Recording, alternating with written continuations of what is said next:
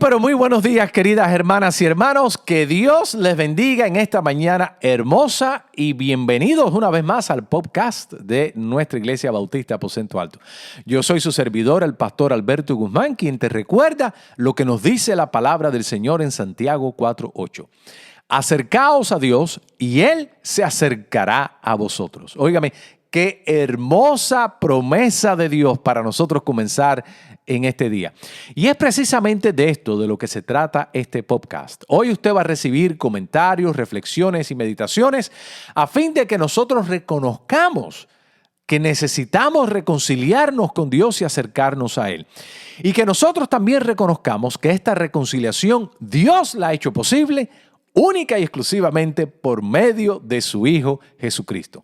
Para más información acerca de nuestra iglesia, nos puede visitar a nuestro sitio web www.iglesiabautistaaposentoalto.org. Ahí usted puede ver el blog de nuestra iglesia, que estoy seguro que le va a ser también de bendición. Si desea ver este podcast en YouTube, con mucho gusto nos puede visitar a nuestro canal de YouTube. Puede poner Iglesia Bautista Aposento Alto y ahí usted va a ver el logo azul donde dice Hay vida en Jesús y ese es nuestro canal de YouTube. También si desea mandar un mensaje de texto, desea hacerme una llamada por teléfono, con mucho gusto. El teléfono es el 305-975-1562. Si desea también nos puede visitar en nuestra página de Facebook. Pero ahora vamos a ocuparnos del cafecito, lo cual es muy importante y necesario también. Pero no pierda la sintonía porque ya regresamos y vamos a compartir lo que Dios tiene para nosotros en esta mañana, incluyendo para mí también. Así que no te vayas, que ya regresamos.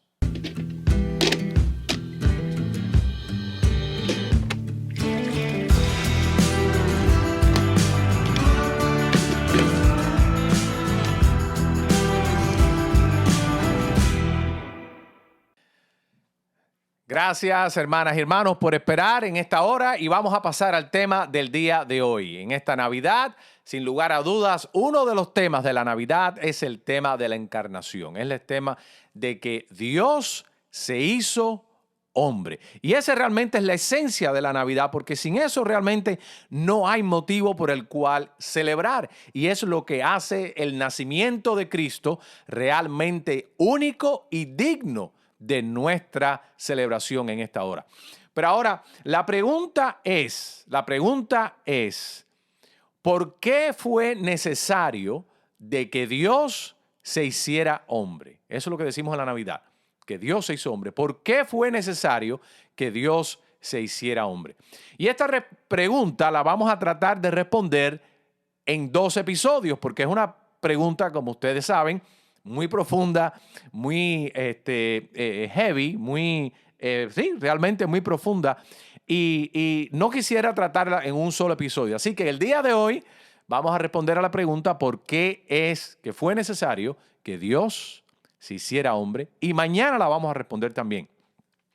Vamos a responderlo desde el punto de vista bíblico, pero vamos también a responderlo desde el punto de vista histórico doctrinal. Y vamos a usar 2 voces. Yo quisiera usar 2 testimonios en esta hora, 2 voces de la historia de la iglesia. Uno va a ser de Gregorio de Nisancio, un líder de la iglesia, un hermano nuestro que trató y escribió y ministró acerca de este tema. Y el otro va a ser a Anselmo de Canterbury, que también trató realmente con el tema de la humanidad, de por qué fue necesario de que Dios se hiciera hombre. De hecho, Anselmo escribió un libro que tiene ese título, ¿Por qué Dios se hizo hombre? Pero vamos a ver nosotros en Mateo capítulo 1, verso 23. Dice así la palabra de Dios. He aquí una virgen concebirá y dará a luz un hijo, y llamarás su nombre Emmanuel, que traducido es Dios con nosotros. Y este es uno de los textos bien conocidos y que más se lee durante la época de Adviento, de la Navidad. La celebración es Mateo 1:23. Emmanuel, que traducido es Dios con nosotros. Ahora la pregunta es, ¿qué significa esto? ¿Hasta dónde?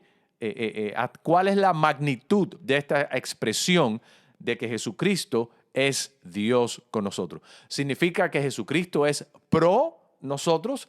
es a favor nuestro o significa literalmente que tener a Jesucristo en medio nuestro, el bebé Jesús, literalmente significa la presencia de Dios con nosotros. Bueno, hoy vamos a ver cuál fue la respuesta que dio Gregorio de Nisancio. Ahora, ¿quién fue Gregorio de Nisancio?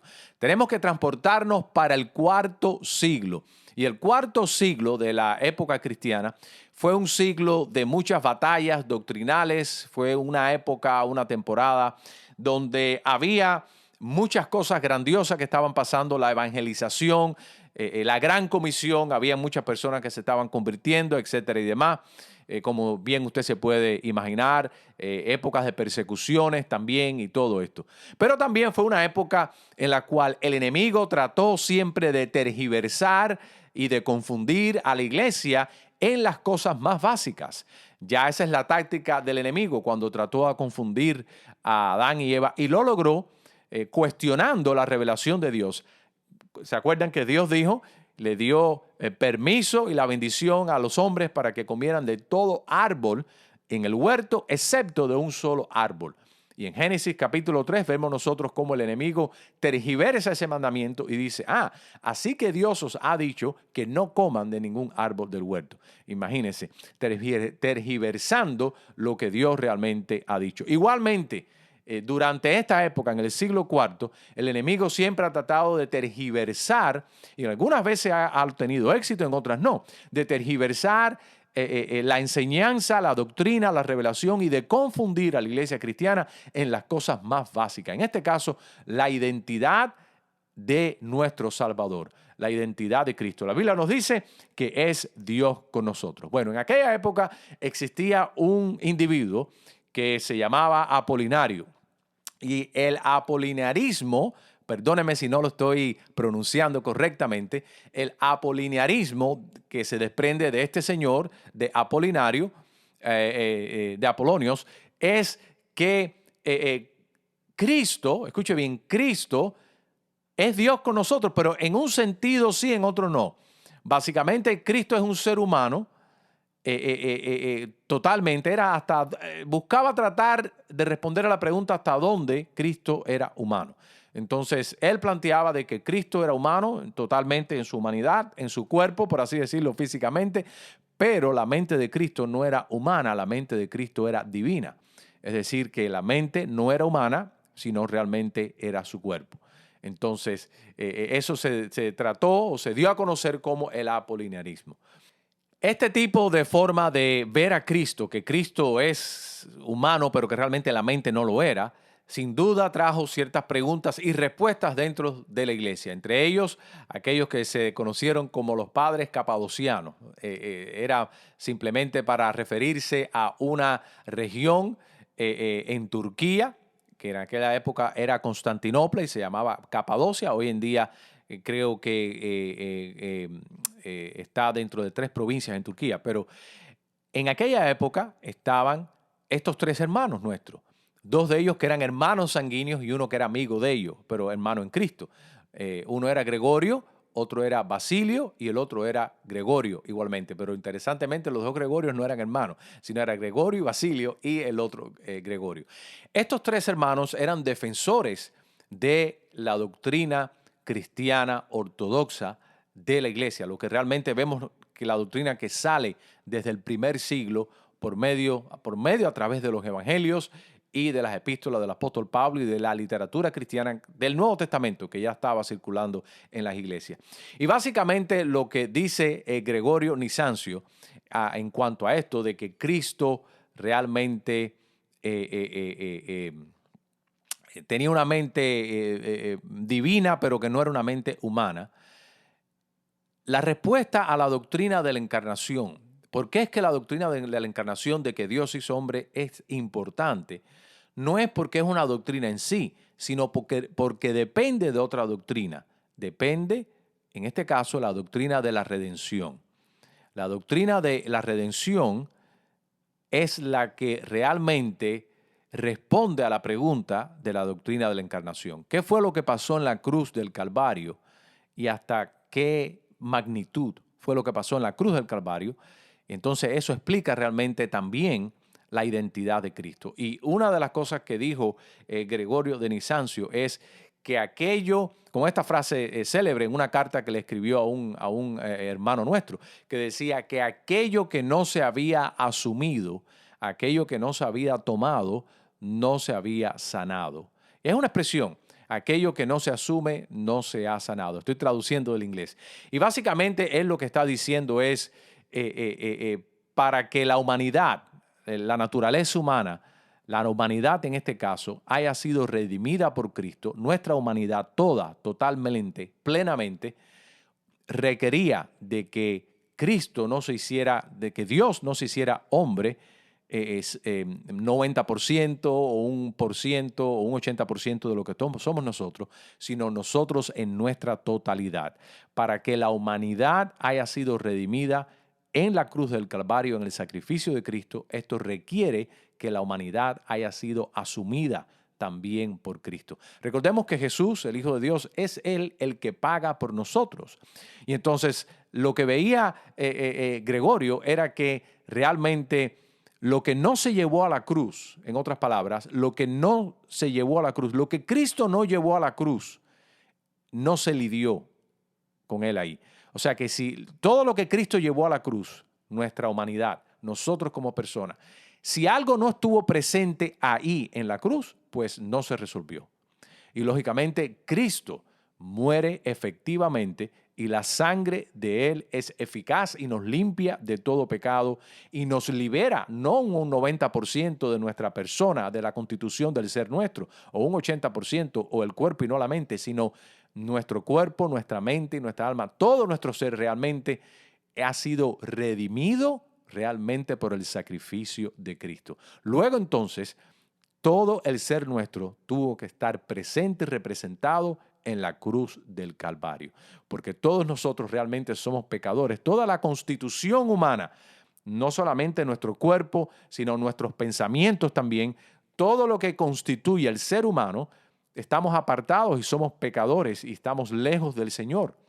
Y entonces es necesario que para que todo el hombre, el ser humano en su totalidad, en la totalidad de su persona, sea redimido, esta totalidad de nuestra persona tiene que estar presente en Cristo en la cruz del Calvario. Luego entonces esto significa que Cristo no solamente es 100% Dios, pero sino también es 100% hombre.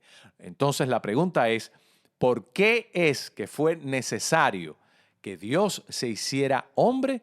La respuesta está en la cruz del Calvario, por nuestra redención. Como dijo Gregorio, aquello que no se asumió, aquello que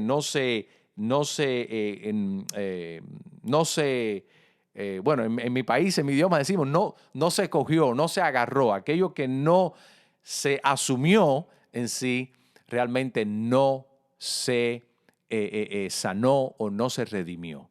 Entonces, lo que se llevó a la cruz del Calvario no fue la mitad de la humanidad de un ser humano, fue un ser humano completo.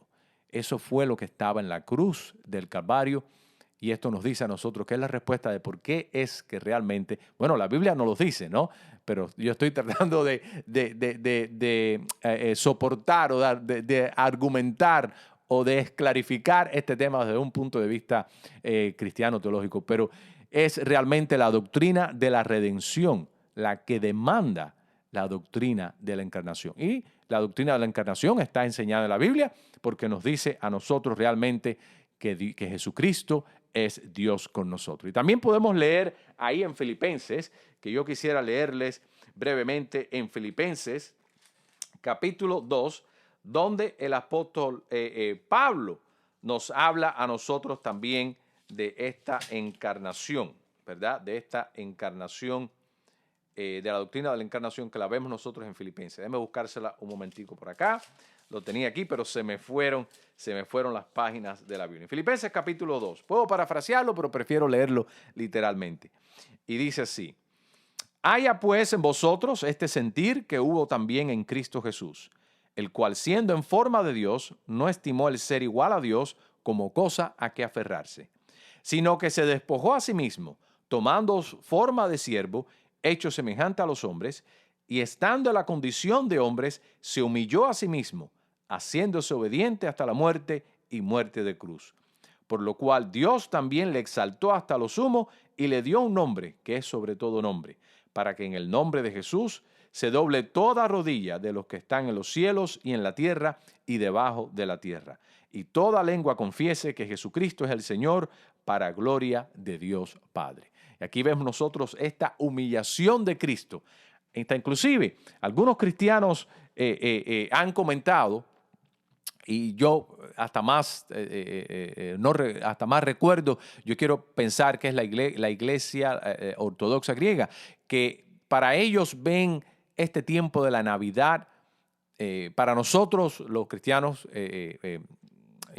influenciados por el mundo latino, entendemos la humillación de la cruz muy bien y gloria a Dios por eso.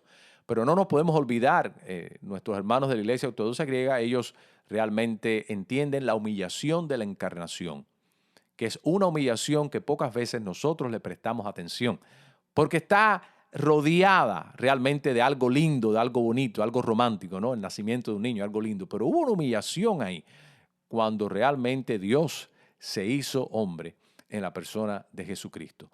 Así que es muy importante saber esto y como les había dicho, ¿por qué fue necesario de que Dios se hiciera hombre?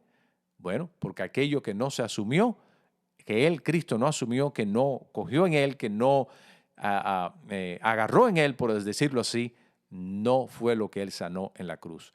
Cristo agarró o tomó para sí mismo una naturaleza humana 100%, y esa naturaleza humana 100% la llevó a la cruz, y por eso es que nosotros hoy en día podemos ser 100% redimidos por Cristo, porque su sacrificio nos representó 100%, espíritu, alma y cuerpo, mente, todo lo que usted quiera pensar de lo que constituye al ser humano. Aquello que no se asumió, no realmente se le dio.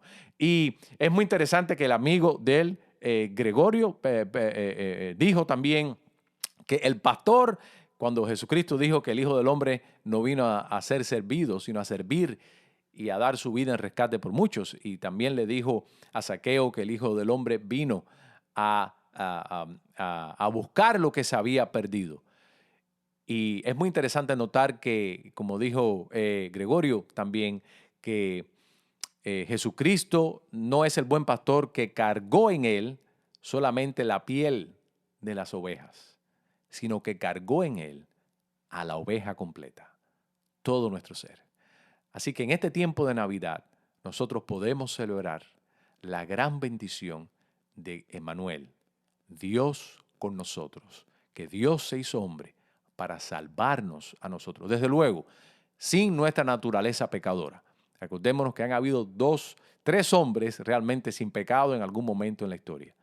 Adán, Eva, en algún momento estaban sin pecado, y Jesucristo. El pecado es parte de la humanidad como una aberración. Pero realmente el ser humano puro, como Dios lo ha diseñado, es realmente sin pecado. Y Jesucristo tomó toda nuestra humanidad. Así que en esta Navidad nosotros podemos celebrar el hecho de que en Cristo tenemos nosotros un Salvador suficiente, competente, capaz y perfecto, en el cual nosotros podemos confiar, que Él se hizo toda nuestra humanidad, hombre representado en Él. Y la pregunta, querido amigo, es: ¿ha confiado usted en esta Navidad en el rescate de Jesucristo, en el rescate que Dios ha hecho en Jesucristo? La Navidad y el nacimiento no es solamente para celebrar, es también para creer y es también para confiar, para agradecerle al Señor la bendición que tenemos de la salvación en su Hijo Jesucristo. Que Dios te bendiga, que tengas un hermoso día, y mañana vamos a responder a la pregunta de por qué es que Dios se hizo hombre, pero desde la perspectiva de San Anselmo de Canterbury. Que Dios te bendiga.